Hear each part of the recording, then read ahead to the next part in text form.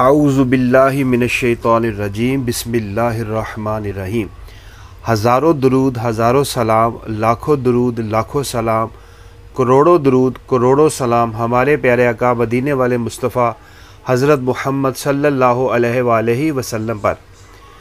رحمت کے 70 دروازے۔ صلی اللہ علی محمد، صلی اللہ علی محمد۔ جو یہ درود پاک پڑھتا ہے تو اس پر رحمت کے 70 دروازے کھول دیے جاتے ہیں۔ 1000 دن کی نیکیاں۔ جز اللہ عنا محمدن ما ہوا اہلو۔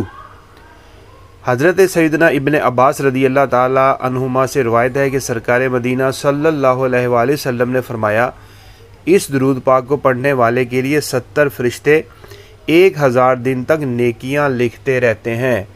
سبحان اللہ سبحان اللہ سبحان اللہ۔ قرب مصطفیٰ صلی اللہ علیہ وسلم۔ اللہم صلی علی محمد کما تحب و ترضی۔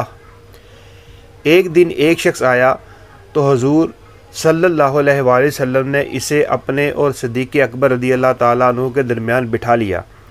اس سے صحابہ کرام رضی اللہ تعالیٰ عنہم کو تعجب ہوا کہ یہ کون ذی مرتبہ ہے کہ جب وہ چلا گیا تو سرکار صلی اللہ علیہ وآلہ وسلم نے فرمایا، یہ جب مجھ پر درود پاک پڑھتا ہے تو یوں پڑھتا ہے، سبحان اللہ سبحان اللہ سبحان اللہ۔